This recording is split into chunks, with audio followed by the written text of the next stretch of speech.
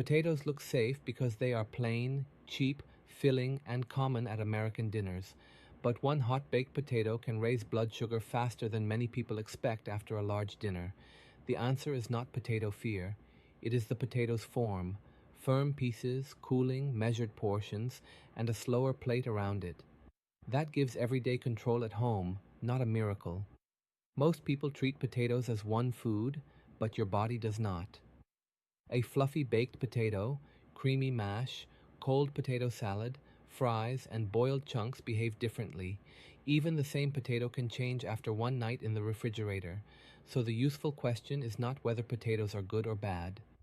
The issue starts with starch, the stored carbohydrate inside the potato.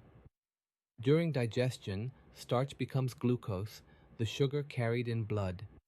Insulin, the hormone that moves sugar into cells, has to answer quickly. If the meal is large and soft, insulin may not keep up. Heat changes the potato before your first bite. It swells starch granules, which are tiny starch packets inside the potato. Swollen starch is easier for digestion to reach. Mashing breaks those packets further, so sugar can appear faster in the bloodstream. That is why mashed potatoes can feel gentle but still hit fast. Soft food is comfortable for the mouth, not always slower for glucose. A whole boiled potato with skin keeps bigger pieces intact. The skin adds fiber, plant material that slows digestion a little. Instant potatoes need special caution. Potato flakes are cooked, dried, and broken before they reach the bowl. That turns dinner into a smooth starch paste. If you use them, keep the portion small and pair them with slower foods. Start with firm potato pieces. Choose boiled, roasted, or air-fried chunks over whipped mash. Leave the skin on if you tolerate it. You are not adding magic fiber, but you are keeping solid pieces intact. The trap appears after the better choice. A firm potato can still become a fast meal when it is crushed, covered, or doubled. A small serving of buttery mash may move faster than a larger boiled potato eaten as a side. Cooling can help, but it is not a loophole. Resistant starch means starch that resists digestion in the small intestine. Cooked and cooled potatoes may form more resistant starch. That can slow glucose release, but the carbohydrate is still there. Use cooling in the plain way. Cook potatoes, chill them, then eat them cold or gently reheated. Do not turn the chilled potato into a giant serving. Cooling changes part of the starch, not the amount on the plate.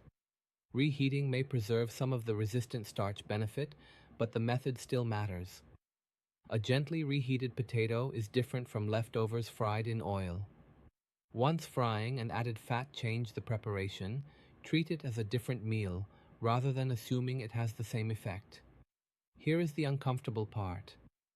A potato may produce a smaller early rise on a glucose meter, while the overall meal becomes more calorie-dense. Butter, cheese, bacon, and oil can slow or delay the glucose rise, but they can also add substantial calories. A later reading may tell a different story from an early one. That is why toppings need a separate decision. A modest amount of one topping may fit the meal. The problem is allowing several calorie-dense additions to turn a simple side dish into a much heavier main course. Pair the potato with protein, like eggs, fish, chicken, tofu, or Greek yogurt. Add non-starchy vegetables, meaning vegetables that are not mainly starch. Examples include salad greens, peppers, broccoli, green beans, and zucchini.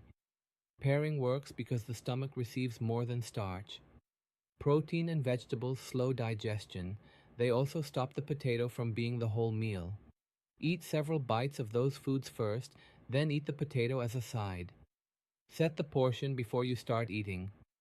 A fist-sized potato is different from a plate covered with wedges. Slice it before serving, not after hunger takes over. A clear serving beats a promise to stop later. Restaurant potatoes create another portion trap. Fries look smaller because the pieces are narrow, but one basket can contain several potatoes. Oil adds calories without adding much volume. Hash browns, tots, and chips make repeating the mistake easy. The danger is not the brown crispy edge by itself. The cooking style makes overeating easier. A basket of fries and one boiled potato are not the same test. even if both started as potatoes.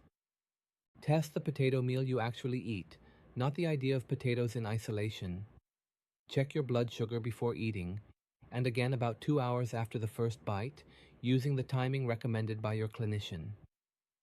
A glucose meter is a small device that measures blood sugar at one moment. It does not label a meal as good or bad. Compare similar meals on different days to see whether that potato meal repeatedly pushes your reading above your clinician-recommended target. Keep the food note simple enough to repeat. Write the portion, texture, toppings, and what else was on the plate. The next number helps only when the potato meal is similar. Random testing makes the result hard to use.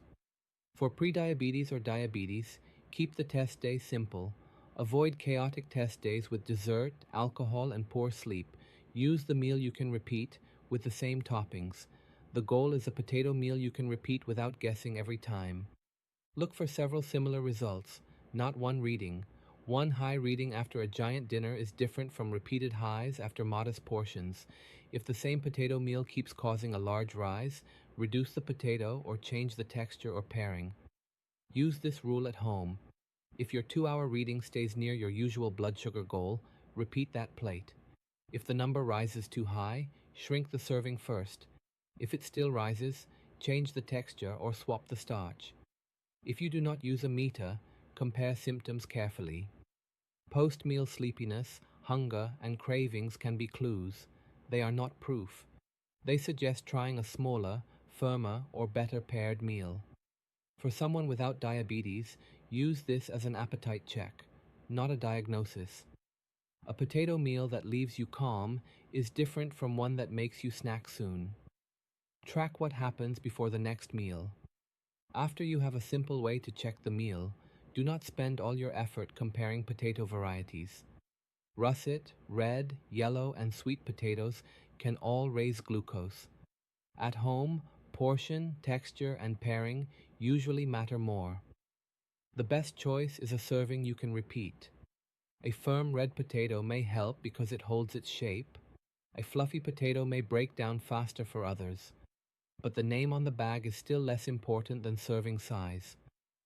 Use your repeated meal results to set your portion. Medication can change how much potato is safe for you. Insulin or certain diabetes pills can lower blood sugar too much. Your safest serving depends on your treatment plan and usual blood sugar readings. If you use those medicines, adjust the meal before you think about dose changes. Do not change a dose just to make a potato meal work. Start by changing serving size, texture, and pairing instead.